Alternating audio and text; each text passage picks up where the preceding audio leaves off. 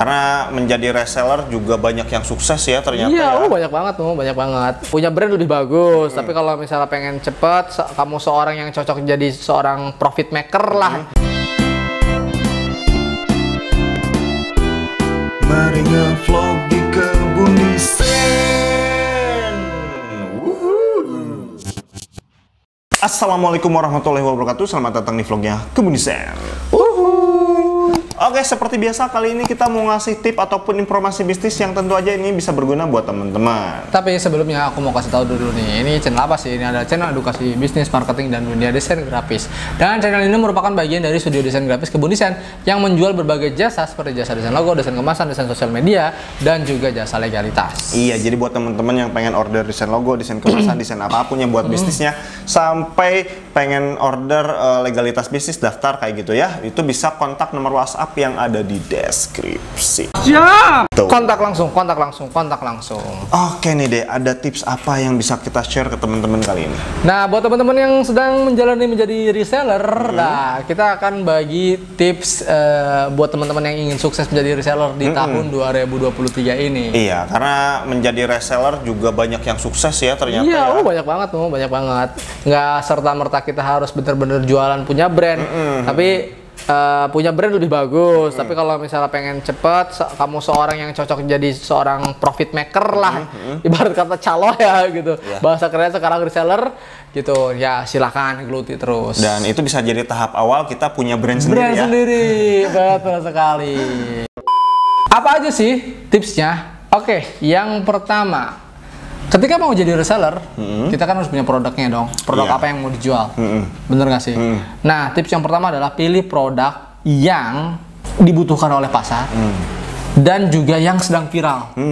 Ya syukur-syukur yang dibutuhkan oleh pasar atau yang banyak dibutuhkan oleh orang dan juga viral.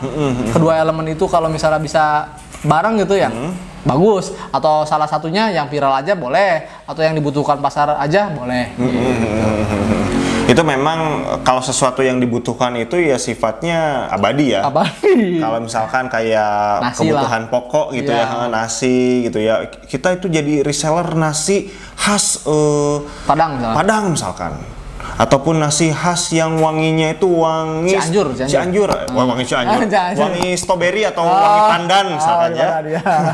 Itu kan punya ciri khas ya. Nah, kita jadi resellernya gitu. Bisa. Nah, apa namanya? Kondisinya itu beras itu dibutuhkan, selalu pasti dibutuhkan.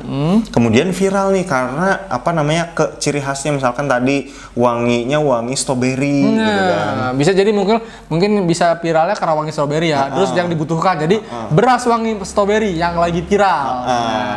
Gitu. Oke, nah jadi produk yang viral dan dibutuhkan kita udah dapat nih, beras yang wangi stroberi misalnya, contohnya studi kasusnya. Yang berikutnya apa nih? Setelah kita punya produk beras yang wanginya apa? Stroberi gitu. Nah, yang berikutnya adalah cari supplier yang dapat dipercaya. Benar. Ini tahap yang agak sulit. Iya, benar. Karena banyak sekali di luar sana oknum-oknum supplier. Kita sebutnya oknum ya, enggak supplier. Kalau misalnya kita sebut supplier, berarti semua supplier dong. Oknum-oknum supplier yang nggak bisa dipercaya. Dalam artian kita udah bayar berapa, tapi barangnya nggak ada. Gitu. Iya. Dan jangan sampai seperti itu gitu. Iya, memang kalau bisa ya itu disurvei langsung.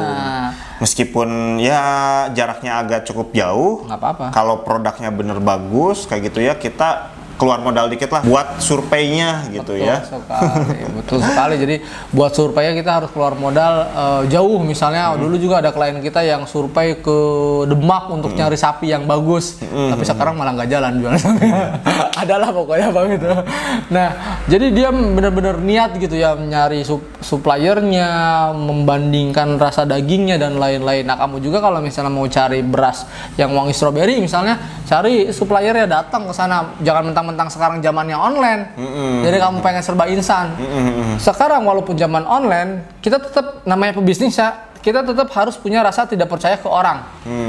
1% aja di dalam hati kita gitu, karena kan kita biar nggak terlalu kecewa. Kalau misalnya kita 100% percaya ya nanti ujung-ujungnya kita yang kecewa. Iya, ya sebenarnya sih kita juga untuk melindungi bisnis kita. Betul. Ya kita kan jadi supplier nih, kita kan jualan buat pelanggan kita. Kalau ternyata yang kita jual itu berasnya itu misalkan abal-abal, bukan beras wangi strawberry, kan pelanggan kita kecewa. Iya, jadi kita juga yang rugi. Kita juga yang rugi. Supaya kita nggak mengalami kerugian kayak gitu, kalau bisa ya survei kayak gitu ya. Nah, yang berikutnya adalah buat strategi pemasaran yang efektif. Kalau sekarang kan, kalau TV kadang udah mulai nggak ditinggalkan sih ya, masih ada yang nonton TV, tapi udah mulai sepi gitu yang nonton TV. Nah, jadi kamu jangan iklan di TV. Coba kamu ngiklannya di YouTube. Iya. Dan ngiklannya jangan ngiklan ads ya. Coba yang awal-awal itu ngiklan ke influencer. Apa influencernya juga jangan sembarangan. Jangan influencer motor atau mekanik gitu. Tapi influencer yang bahas makanan. Iya, betul. Jadi kan tadi kamu jualan beras nih ya. Coba iklan. Nah, kalau misalkan tadi di TV kurang efektif nih karena udah ada transisi ke media sosial seperti YouTube. Di YouTube kita mau endorse nih ke salah satu YouTuber kondang gitu ya. Ya karena kita jualan beras, jangan dong ke kayak Ridwan Hanif gitu ya, yang YouTuber otomotif gitu ya. Nah, kita cari nih siapa? Oh, misalkan ada Bobon Santoso. Yang dia kan YouTuber suka masak-masak. Ada Magdalena gitu ya, ada Tan Boy Kun yang dia itu membahas soal kulineran makanan kayak gitu. Nah, itu yang cocok gitu. Nah, yang berikutnya adalah, atau yang terakhir adalah terus fokus belajar dan terus beradaptasi. Benar. Misalnya sekarang kan kamu lagi rame beras wangi strawberry gitu kan ya. Ya orang pasti bosen ya kalau misalnya wanginya cuma strawberry doang. Coba cari yang lain. Benar, cari supplier lain yang hingga akhirnya yang tadinya kamu jadi supplier mau coba buatin brand sendiri, terus rasa sendiri ya lebih bagus. Gitu. Ya kenapa sih kita harus belajar terus? Karena ya bisnis itu terus berkembang. Betul. Kita udah nih jadi supplier sukses nih misalkan sudah 5 tahun misalkan jadi supplier bisnis beras rasa strawberry, wangi strawberry. Pasti pesaingnya itu jadi numbuh banyak. Karena persaingannya semakin ketat, kita harus belajar lagi gimana caranya gitu supaya tidak kalah dari persaingan. Ya misalkan tadi nambah produk lah atau apalah gitu kan.